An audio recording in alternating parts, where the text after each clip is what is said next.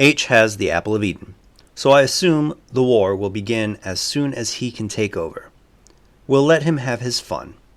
Lord knows that kind of purge will be good for Europe. And then end it with a bang, as planned. Out of the chaos of war, a new order will emerge. Hello and welcome to Visions of the Past. My name is Andrew, and I'm the host of this Assassin's Creed lore podcast. This is episode 30, and today we're going to talk about the group that Henry Ford was in when he penned this letter, the American Rite of the Templar Order. The first thing that must be discussed when talking about the American Rite of the Templar Order is to establish the area and time in which they operated. Today, we're going to talk about the Templar activities in North America, predominantly within the United States after the American Revolutionary War. Now that we have an idea of exactly where we are talking about, we can now look at where we find the information on the activities of the American Rite of the Templar Order. They were first introduced in the glyphs of Assassin's Creed 2, and we would get more information within the multiplayer of Assassin's Creed Revelations, the Facebook game Assassin's Creed Project Legacy, the novel Assassin's Creed Last Descendants, and the comics Assassin's Creed The Fall, Assassin's Creed The Chain, Assassin's Creed Last Descendants Lotus, and Assassin's Creed Templars. After the end of the American Revolution in 1783, it's unknown who all were Templars in North America, but it is known that in August 1785, then Governor of Connecticut, Jonathan Trumbull, was assassinated after the assassins had found out about his alignment with the Templar Order. By 1788, the Colonial Rite had been officially reorganized into the American Rite of the Templar Order, and seemingly had been contacted by Francois Thomas Germain about overthrowing the de la Serre family. But this contact would be countered in 1794 by Frederick Wetherall, asking them to support the de la Serres against Germain and his extremist faction.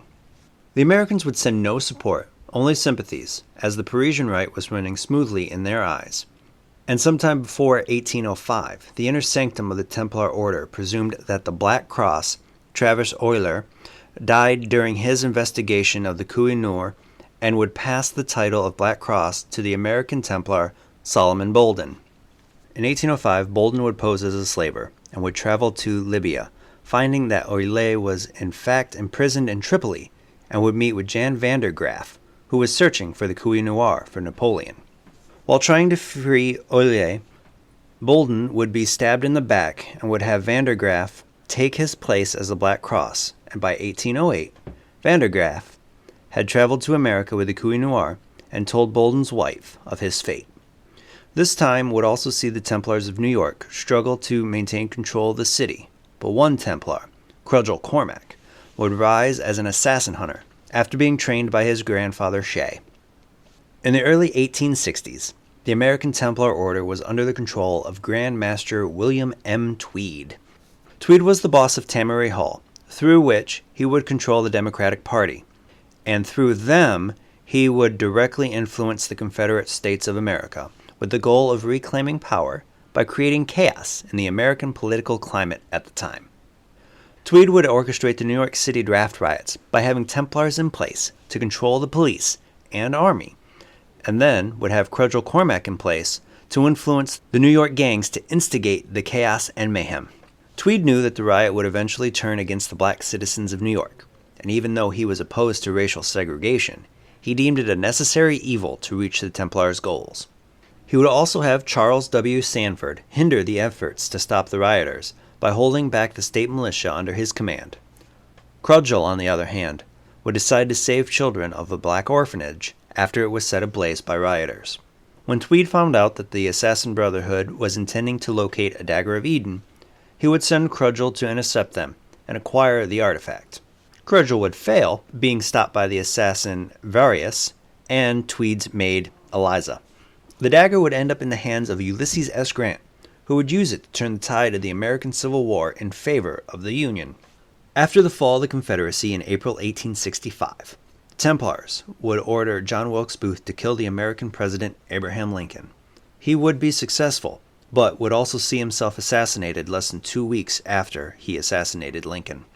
After Grant was elected president in 1868, Templars would infiltrate his administration, helping him master the powers of the dagger by granting him access to an issue box and manuscript.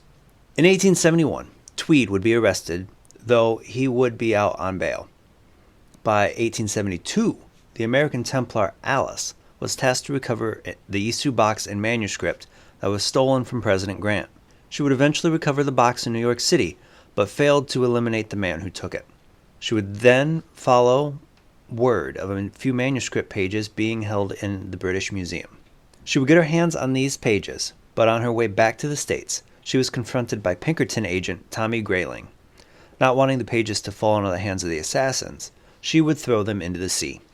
But she would end up jumping overboard after them, but before doing so would tell Tommy Grayling that his actions would not go unnoticed by the Templars.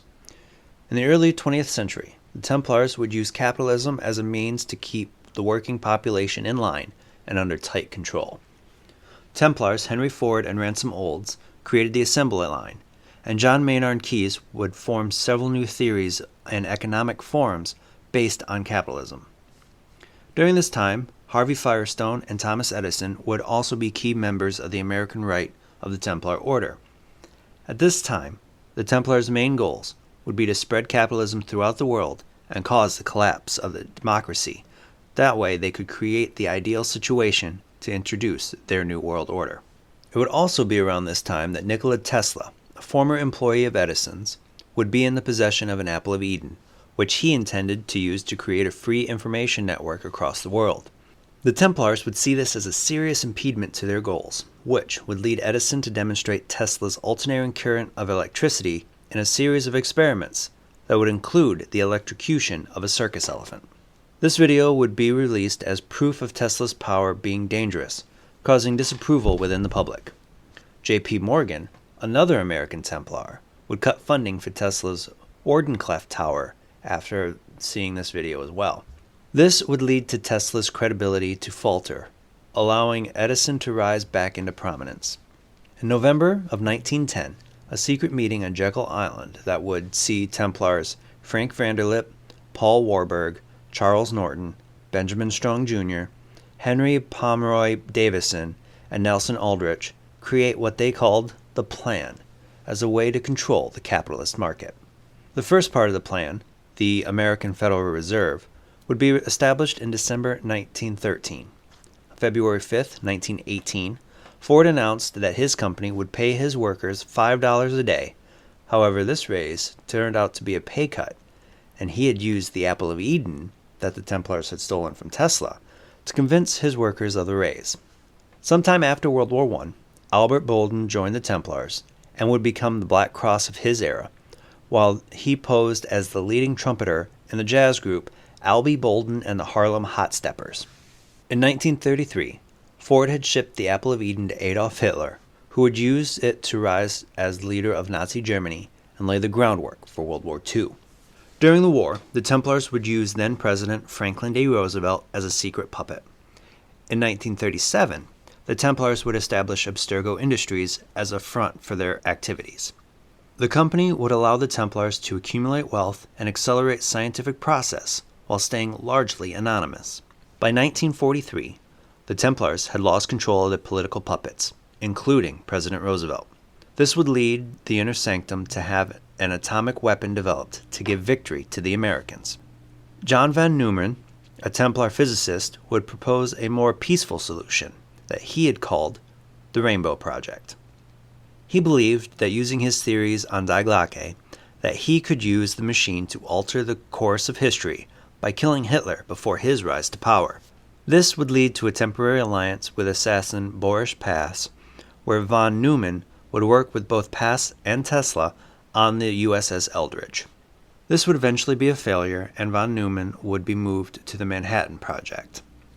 By 1944, the Templars were prepared for the post-war era, and using the Bretton Woods Conference in July of 1944 as a cover for a meeting between their economic agents, which would see a plan in place to spread capitalism across Europe. And after dropping the atomic bombs on Japan on August 6th and August 9th, 1945, The Templars would guide the world economies into the goals of their new world order. Following World War II, Harry Dester White, a Templar that was at the Bretton Woods Conference, would betray the order to warn the Soviet governments of the Templars' plans, and in 1948, the Templars would have him killed in his own home. During the 1950s, American Templars would see to the murder of Jack Parsons and would manipulate the CIA to interfere in multiple coups throughout the world. On February 8, 1957, while Van Neumann was in a medical center, he would be killed and his Apple of Eden stolen. In 1963, the Templars, through Abstergo, wanted to remove the American President John F. Kennedy, as he did not serve their interests. Because of this, they sanctioned his assassination and had the intent to install his vice president, Lyndon B. Johnson, as their puppet president. Unbeknownst to the Templars, the assassins, under the leadership of Boris Pass, infiltrated their ranks in an attempt to hijack the conspiracy. An assassin by the name of Harvey would betray the assassins and then end up serving as a double agent for the Templars. After the Bloodstone unit killed Kennedy and framed the Templar shooter Lee Harvey Oswald, the assassin William Greer, a CIA agent that Abstergo trained for the mission with a separate apple so that he could bring them Kennedy's apple, this would pave the way for NASA to organize the Apollo 11 spaceflight to allow Templar Buzz Aldrin retrieve an apple of Eden from the surface of the moon. In 1983, a young boy would be kidnapped and brought to an Abstergo facility in Philadelphia. Here, Warden Vidic would begin to experiment on him, calling him Subject 4 of the Animus Project. This subject eventually would be named Daniel Cross and would relive the memories of one of his ancestors.